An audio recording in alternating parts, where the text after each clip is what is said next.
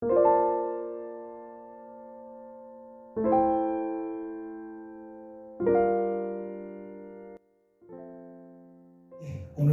저는 너희가 먹을 것을 주라 라고 하는 제목으로 하나님의 말씀의 은혜를 함께 나누고자 합니다.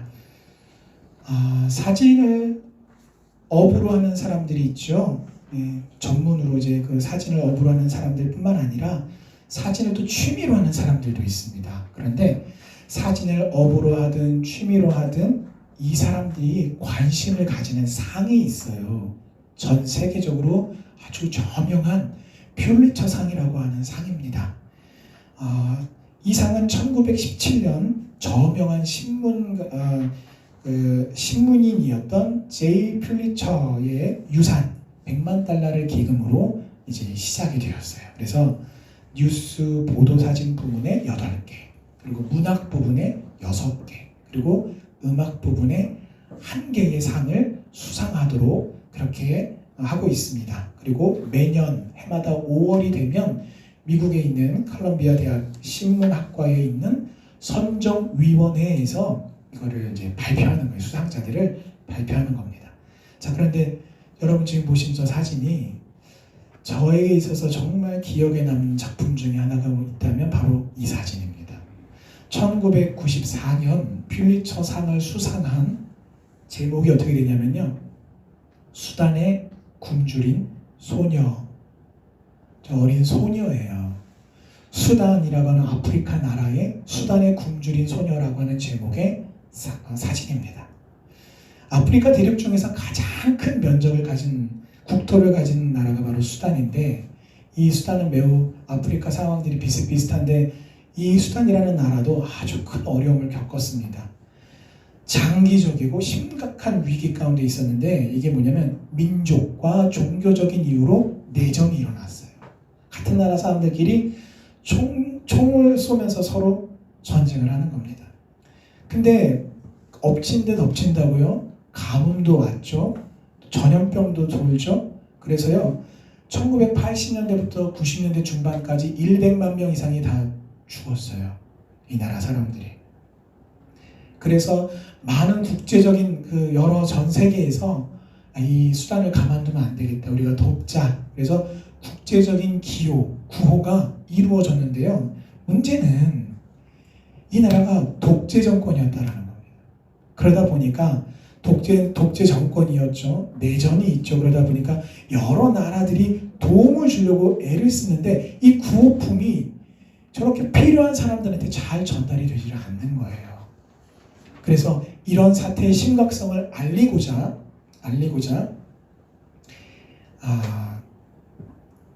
카터라고 하는 사진사가 이것을 알리려고 이곳을 방문하게 되었습니다.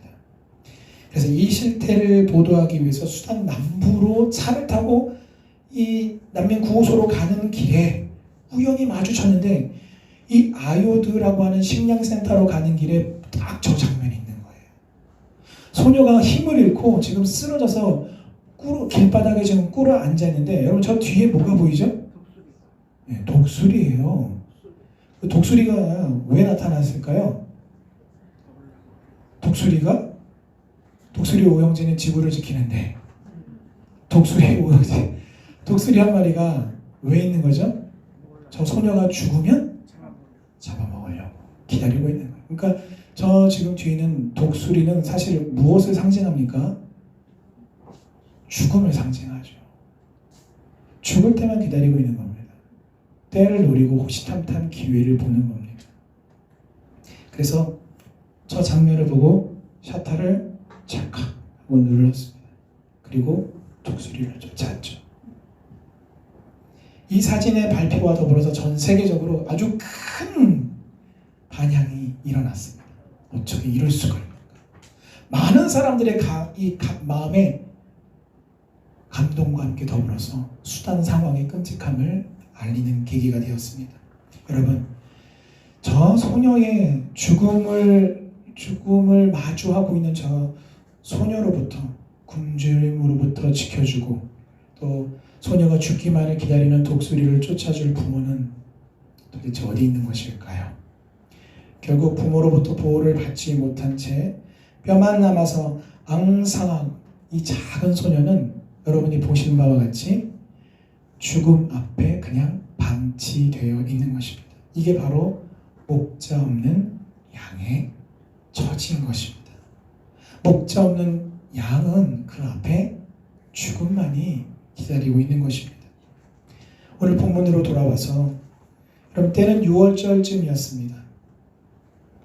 이제 2월인데 이제 봄이 오고 있죠. 마찬가지입니다. 6월 때쯤으로 잔디에 파란 새싹이 바릇바릇 돋아나는 그런 봄날이었습니다. 우리가 읽은 이 본문 앞에 보면 예수님이 많은 사람들의 병을 고칩니다. 예수님께서 많은 병자들의 병을 고치시고 귀신들을 내어쫓고 사람들을 고쳐주고 새롭게 하시는 역사가 일어나니까 사람들이 깜짝 놀라고 기절할 촉풍이 되어서 이제 예수님을 향해서 몰려들기 시작합니다. 얼마나 많은 사람들이 예수님을 향해서 몰려 나왔는지 쉴 틈도 없고요. 식사할 겨를조차 없게 되었습니다. 그래서 예수님이 이제는 제자들에게 야 이제 한적한 베세다 언덕 위에서 올라가서 쉬어라 하고 같이 쉬고 있는데 그것에서 배를 타고 호수를 건너갔단 말이에요. 그런데도 예수님과 제자들이 어디로 가는가를 보았던 많은 사람들이 이야 저기로 가면 뻔하다. 사람들이 까맣게 무리를 때를 이어서 걸어서 도보로 예수님이 가시는 도착하는 그곳을 향해서 먼저 달려가기 시작했습니다. 근데 그렇게 수많은 사람들이 수많은 무리들이 예수님을 찾아서 나오는 그 모습을 보고 오늘 예수님은 그들을 향해서 목자 없는 양같이 여기시고 불쌍히 여기셨다라고 말씀하고 있습니다. 빈들에서 나른 저물어 가는데 고달픈 인생에 지쳐서 허기진 모습, 바로 이 모습이 오늘 이 거친 세상을 살아가는 오늘 저와 여러분들의 또한 모습이기도 한 것입니다. 여러분, 우리는 보통 연민의 정을 느끼면 어떻게 합니까? 대부분 경제적으로 좀 도와주죠. 그 금액이 동전이 되었든 지폐가 되었든 아니면 정말 거액의 금액이 되었든 우리가 연민의 정을 느끼면 어쨌든 물질적으로 좀 도와줘요. 그게 보통 우리가 경험했고 알고 있는 자연스러운 반응이죠. 그런데 여러분, 오늘 우리가 그렇게 불쌍한 사람들을 보고 무엇인가를 돕는다라고 말할 때는요, 우리가 무엇을 불쌍히 여긴 것입니까? 경제적으로 매우 어려운 처지를 불쌍히 여겼기 때문에 그와 같은 도움을 주는 것이겠죠. 그런데 오늘 예수님은요, 그런 반응보다 먼저 그들의 영적인 필요를 채우고 계시다라는 것을 우리가 오늘 주목해야 합니다. 오늘 34절 말씀에 보니까 예수님은 큰 무리를 불쌍히 여기셔서 큰 무리를 목자 없는 양같이 유리하고 방황하는 양들처럼 보시고 불쌍히 여기신 그 이유로, 그 결과로 무엇인가를 먹을 것을 주고 무엇인가 그들을 끌어안고 다독거리고 위로한 것이 아니라 가장 먼저 하나님의 말씀을 가르치셨다라는 것이에요. 여러분, 뭔가 앞뒤가 맞지 않잖아요. 우리가 경험했고 우리가 잘 알고 있는 반응과는 다르지 않습니까?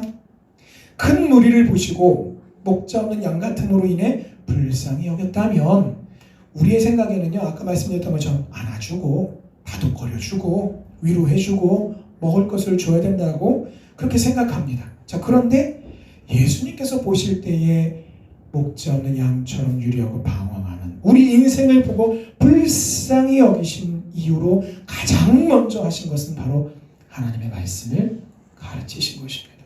여러분, 이것이 도대체 무엇을 의미하는 것일까요? 예수님의 이런 행동을 우리는 어떻게 이해해야 할까요? 이것이 바로 예수님이 목자 없는 양같이 유리하고 방황하는 큰 무리를 보시고 불쌍히 여기신 핵심이에요. 그 핵심 속으로 한번 들어가 보겠습니다.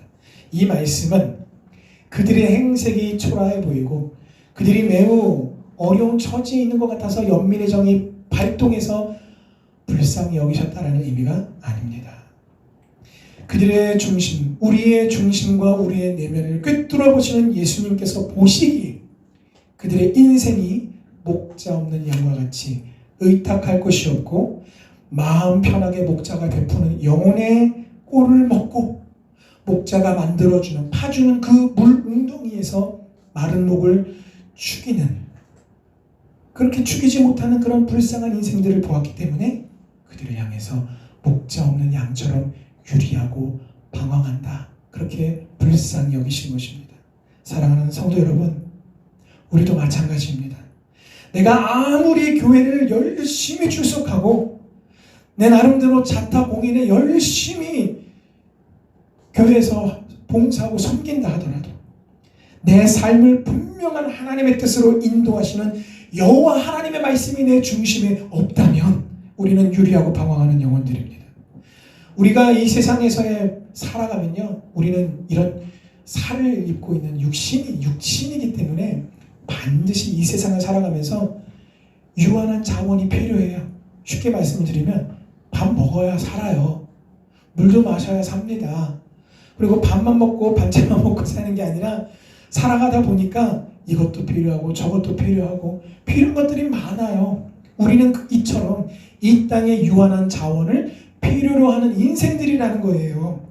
그런데 우리가 이 세상에서의 우리의 필요를 채우는 일에 집중한 나머지 너무 집중하다 보니까 내 영혼이 하나님이 보시기에 정말 불쌍한 영혼의 상태에 있는지를 확인하지 못할 때가 있다는 것입니다. 우리는 우리의 외면의 필요, 우리 눈에 보이는 필요에 오롯이 집중하고 그것만 바라보지만 하나님께서는 우리의 내면을 오롯이 집중하시고 우리의 중심을 꿰뚫어 보고 계십니다. 따라서 우리는 이 예배를 통해서 나에게 주시는 하나님의 말씀을 믿음으로 받기를 다시 한번 결단해야 합니다. 그 목자의 음성을 따라서 순종하면서 살기로 작정합시다. 우리의 목자 되신 예수님의 말씀대로 순종하며 살아야 합니다. 그러므로 우리는 개인 경건 생활을 통해서 하나님의 말씀을 읽고 묵상하고 암송해야 합니다. 여러분 큐티 하고 계십니까? 큐티 하셔야 합니다. 하나님의 말씀을 묵상함이 우리의 삶의 기본이 되어야 합니다.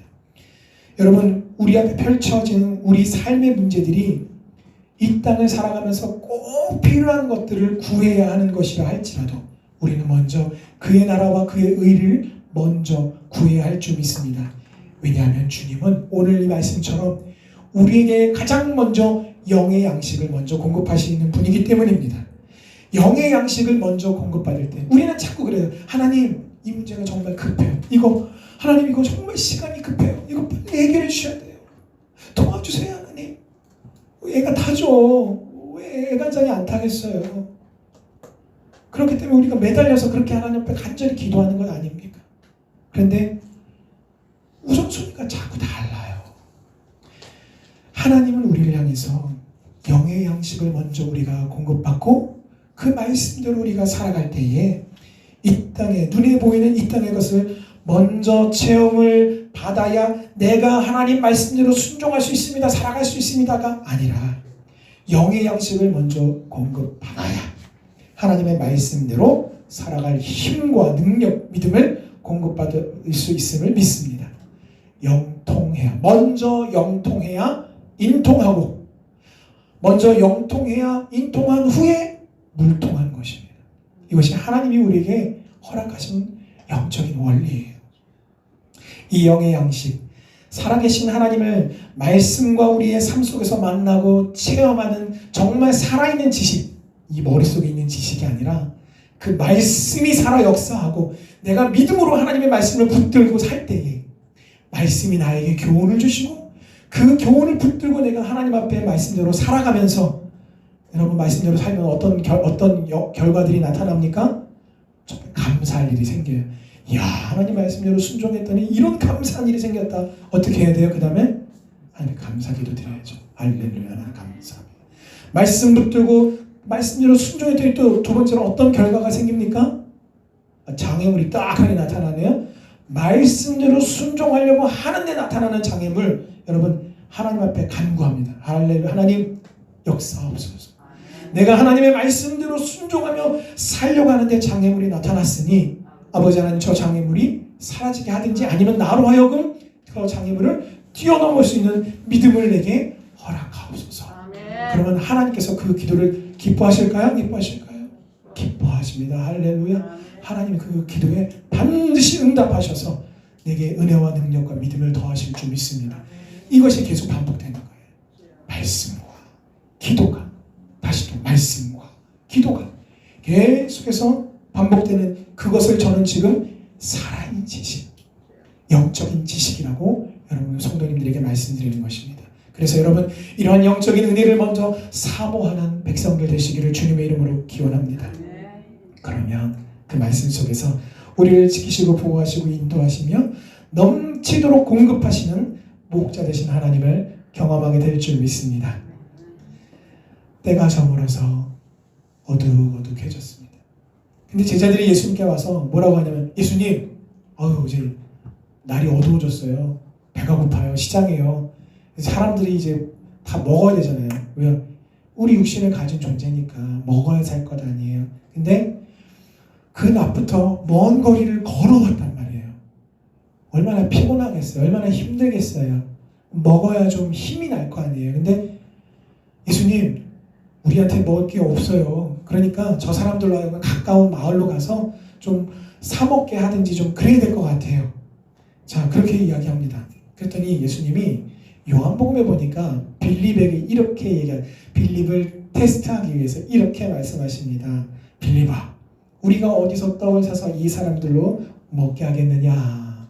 그러니까 빌립이 뭐라고 대답하냐면요, 정말 머리가 좋아요. 계산이 빠삭합니다. 이 빌립이. 예수님, 각 사람에게, 여기 지금 모인 모든 각 사람에게 조금씩이라도 나눠줄지라도, 아무리 조금씩 나눠준다 하더라도 최소한 200데나리온의 떡이 부족합니다. 남자 장정만 5,000명이 넉넉지 않게 먹을지라도 당시 노동자의 약 7개월치에 해당하는, 한 푼도 안 쓰고 7개월을 일해서 모아야 되는 돈이 200데나리온이라고 하는 이 재물의 가치예요. 그러니까 여러분, 커요 안 커요? 커요. 엄청 큰 돈입니다. 그래서 이 빌립, 이렇게 200데나리온의 돈이 부족하다라고 하는 빌립의 계산은 너무나 정확한 계산이었습니다. 그런데 예수님이 사실은 그게 궁금한 게, 얼마가 부족한지가 궁금한 게 아니셨던 거죠. 예수님은 본인이 친히 어떻게 하실 줄을 아셨다라고 성경에 기록하고 있습니다. 자, 그래서 예수님의 가르침을 여러분, 제자 빌립이 예수님의 가르침을 받았어요? 안 받았어요? 가르침을 받았으니까 제자죠. 그렇죠? 지금 하루 이틀 가르침을 받은 게 아니에요. 지금까지 계속 예수님과 함께 먹고 마시고 자고 하면서 예수님으로부터 직접 그 가르침을, 하나님의 말씀을 계속해서 교육받아 왔단 말이에요. 그래서 예수님이 제자 빌립에게 테스트해 보신 거예요. 빌립아, 이거 어떻게 하면 좋겠냐? 생판 예수님을 모르는 사람이 아니라 저와 여러분과 같이 하나님의 말씀을 듣고 배우고 익히며 익히 알고 있는 하나님의 백성인 우리들에게 이 문제를 어떻게 하면 좋겠느냐라고 묻고 계시다라는 거죠. 근데 여러분, 우리가 어디로 가서 200데나리온의 떡을 사다가 먹이겠습니까가 아니라, 예수님, 우리는 할 수 없습니다. 우리는요, 가진 것도 없고요, 능력도 없습니다. 정말 보잘것없고 미미한 약한 존재들입니다. 그러나 주님은 하실 수 있을 줄 믿습니다 라고 하는 이 고백이 주님의 마음을 시원케 해드렸을 것이라는 겁니다. 그런데 예수님의 이 질문에 돌아온 대답은 정말 계산적이고 정말 인간적인 대답이었습니다. 하나님을 향한, 하나님의 능력을 향한 믿음의 고백과 믿음의 선포가 아니라 인간적인 대답과 계산적인 대답이었습니다. 여러분, 왜 그랬을까요? 왜 예수님께로부터 그 가르침을 받았던 제자 아니에요. 제자인 빌립의 입에서 왜 이런 인간적이고 계산적인 답변밖에 나오지 않았을까요? 이유는 빌립이 지금 무엇을 보고 있습니까? 자기 자신만 바라보고 있기 때문에 그래요. 내가 갖고 있는 것,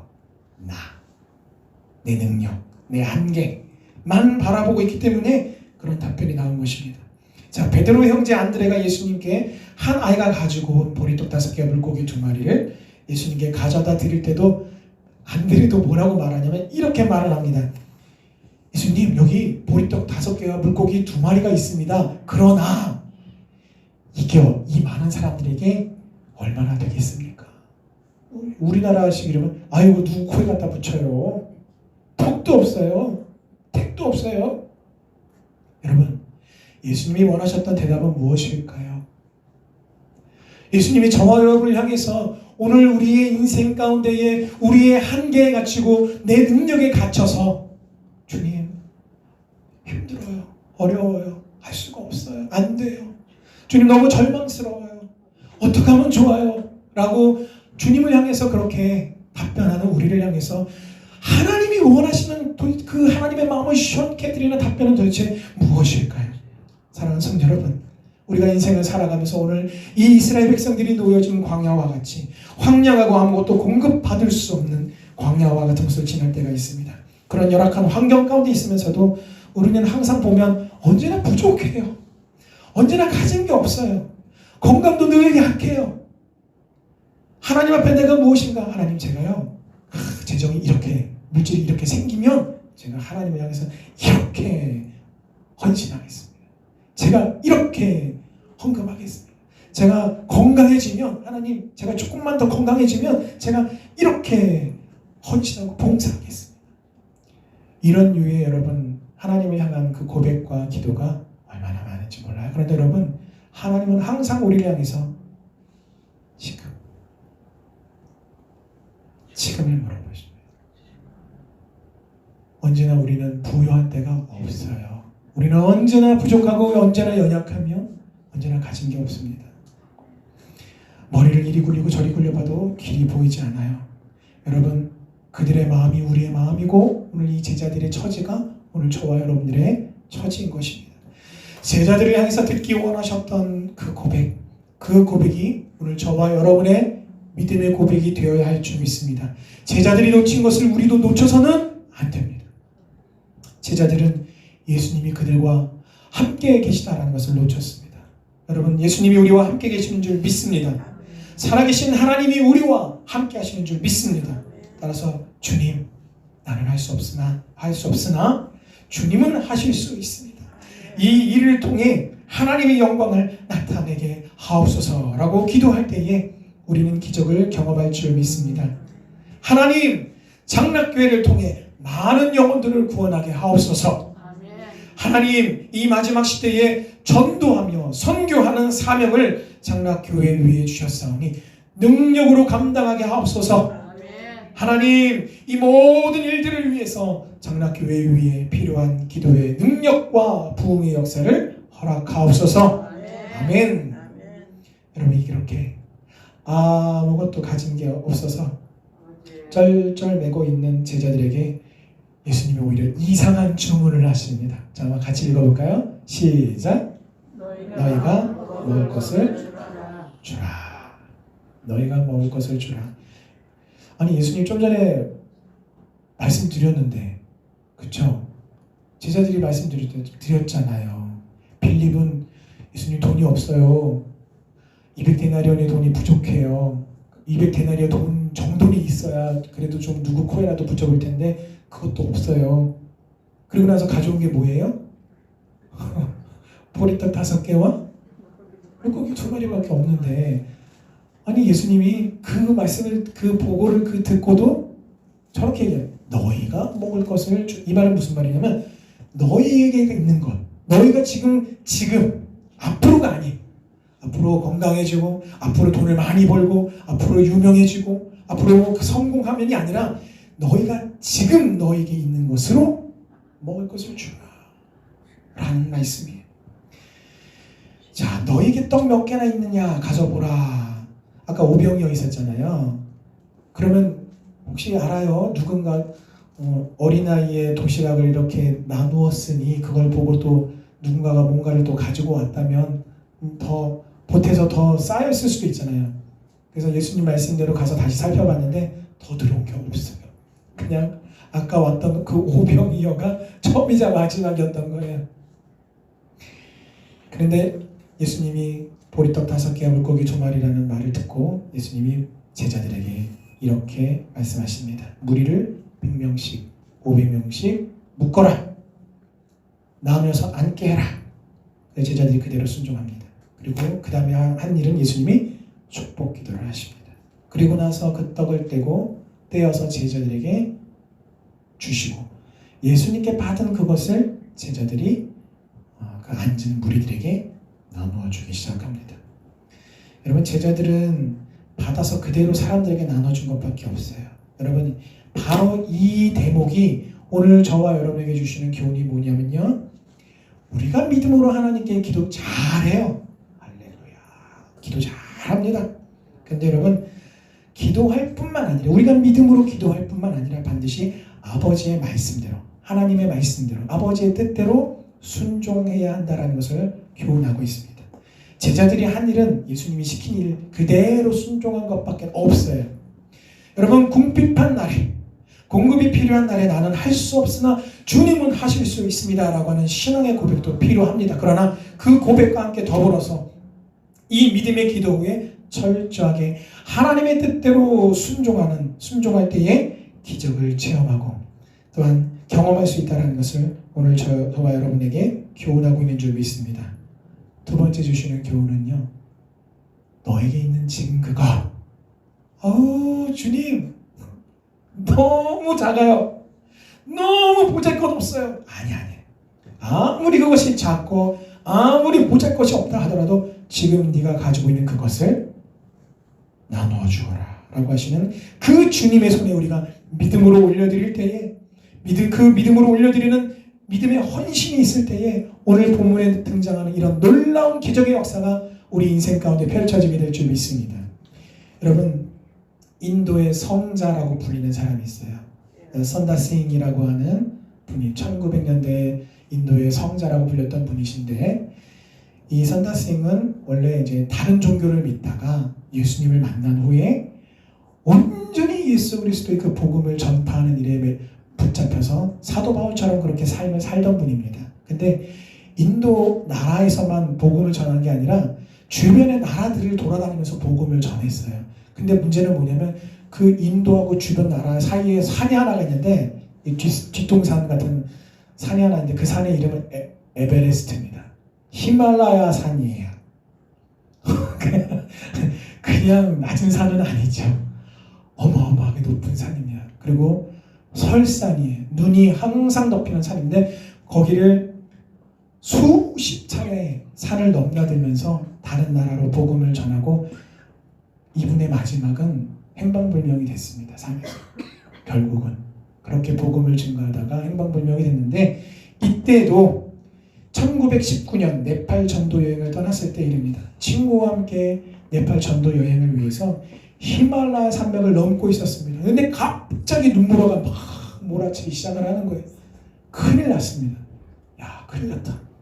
강추위가 몰려와요. 그래서 안 되겠다 하고 부지런히 길을 재촉하고 있는데 갑자기 저 앞에, 길 앞에 어떤 한 노인이 쓰러져 있는 거예요. 가서 보니까 이 추위에 이미 쓰러졌어요. 의식을 잃었어요. 이대로 두면 이 노인은 죽습니다. 그래서 선다싱이 말합니다. 이 사람을 부축해서 우리 함께 산을 넘어갑시다. 그랬더니 이 친구가 화를 내는 거예요. 아니, 지금 이 눈보라와 이 추위 속에서 이 사람을 데려간다는 얘기는 다 같이 죽자는 얘기인데 안 됩니다. 왜 안 돼요? 지금 놀러 가는 거 아니잖아요. 놀러 가는 거 아니더라도 인간의 기본 본능이잖아요. 살고자 하는 것은. 그래서 안 된다는 거예요. 그리고 지금 복음을 전도하러 가야 되는데 어쨌든 살아서 가야 뭐 복음을 전하든 말든 할 거 아니에요. 그래서 안 된다고, 나는 살아야겠다고 하고 먼저 휙 가버렸어요.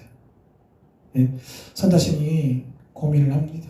그래서 이 죽어가는 그를 모른 척할 수가 없는 거예요. 그리고 이 쓰러진 노인을 자기 등에 업었습니다.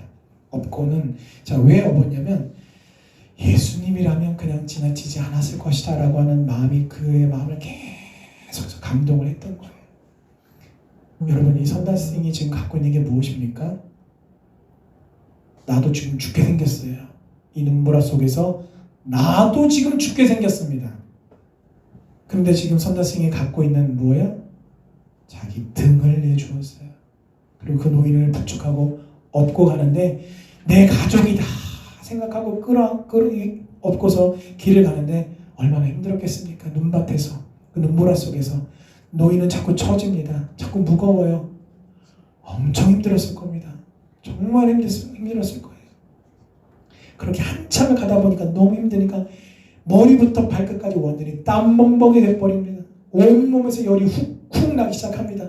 그랬더니 자기로부터 이 열이 나서 이 노인의 몸을 계속 녹이기 시작을 하는 거예요. 그랬더니 중간에 노인이 이제 정신을 차리고 정신이 차린 이 노인이 등에 매달려 있는데 이제는 반대로 노인으로부터도 열이 훅훅 나와서 이 선다싱에게 열이 전달이 되는 거예요. 그렇게 둘이 서로를 의지해 가면서 눈보라를 헤치고 산을 내려갔는데 산을 거의 내려갈 무렵 웬일입니까? 저 앞에 또 누가 쓰러져 있는 거예요. 오늘 이렇게 쓰러져 있는 사람이 많아. 그래서 가봤더니 세상에나 나는 살아야겠다라고 먼저 길을 떠난 자기 친구가 거기에 얼어 죽어 있는 겁니다.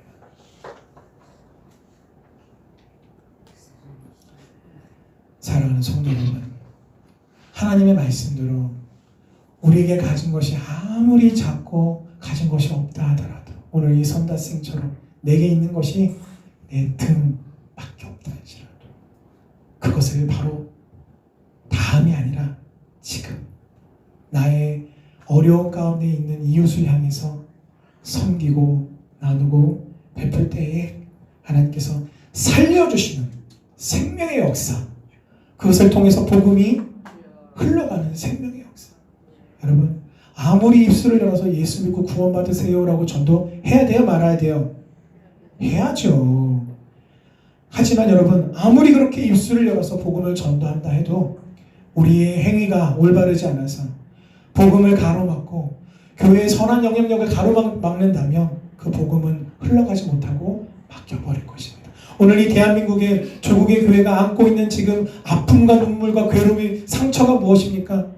세상으로부터 교회가 지탄을 받아서 예수 그리스도의 영혼을 우리의 구원자가 되셔서 우리를 죄로부터 구원해 주신다고 하는 이 생명의 역사를 저들에게 흘려보내는 복음과 선교 역사가 이루어져야 하는데 오늘날 대한민국의 조국의 교회들이 이 선한 영향력을 자꾸 잃어가고 있다는 것입니다. 여러분, 오늘 이 본문 다시 한번 본문으로 돌아가서 여러분 남자만 장정만 5천 명이면요 그곳에 모인 무리는 아무리 적게 잡아도 여자와 어린아이 포함하면 2만 명이 넘습니다. 어마어마한 무리죠. 이 2만 명이 넘는 무리들이 다 배불리 먹고도 12광주리를 모았다라고 하는, 여러분 이거 기적이에요. 이거 정말 말도 안 되는 거예요. 기적입니다. 사람의 이성과 과학으로는 설명할 수 없는 하나님의 일하심입니다. 과학적으로 납득이 안 되기 때문에 믿을 수 없다라고 하는 것은 피조물인 인간의 좁게 좁은 머리로 창조주이신 하나님을 평가하는 말도 안 되는 어리석은 그런 행동입니다. 따라서 여러분 이런 일은요 우리가 믿을 때에 이해가 될 수 있습니다. 오늘 이 사건은 사랑하는 하나님의 자녀들을 향한 하나님의 무한하신 사랑이 공급된 사건이다라는 것을 알 수 있습니다. 실제로 보리떡 5개와 물고기 2마리가 예수님의 손에 붙들렸을 때에 2만여 명이 배불리 먹고도 남는 물리적인 기적이 일어나게 된 것입니다. 말씀을 정리하겠습니다.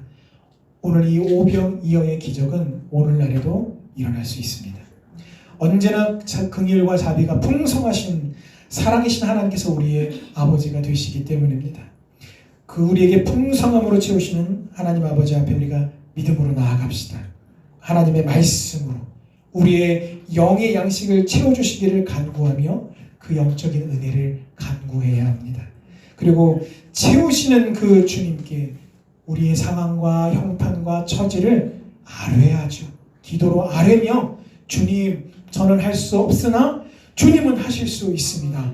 고백하며 나를 통해 하나님의 나라와 하나님의 뜻이 이루어지기를 위해 기도하면서 말씀에 순종할 때에 그것을 경험할 수 있습니다.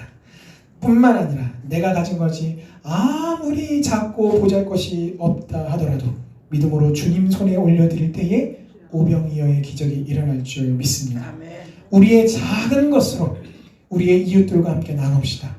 하나님께서 축복하실 때에 그 섬김과 나눔을 통해 놀라운 기적을 일으키실 줄 믿습니다. 그러므로 우리는요, 앞으로 우리 교회는 구제와 선교를 위한 우리의 물질의 나눔은 아무리 적은 금액이라 할지라도 계획적으로 실행이 되어야 합니다. 내가 가진 것이 아무리 작아도, 우리 장락교회가 지금 현재 상태가 미약하다 해도 우리의 목자 되신 주님을 의지하여 말씀대로 순종하면 우리의 영육의 필요를 채우시는 주님이신 줄 믿습니다.